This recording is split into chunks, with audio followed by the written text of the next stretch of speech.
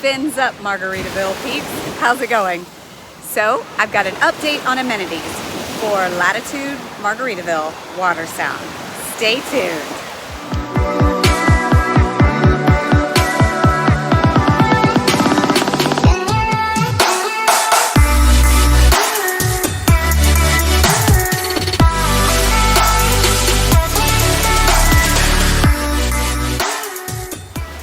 So it's great news to share that the amenities are going to be started right away.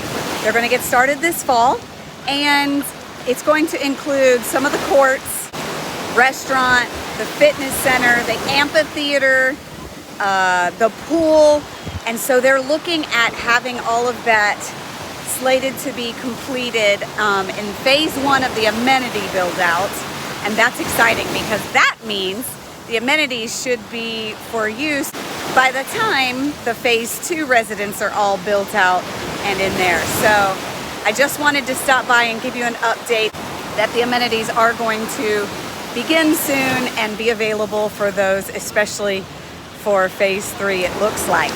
So this has been Heather Denaro giving you an update so that you can get your best beach life. All right, I'll talk to you later.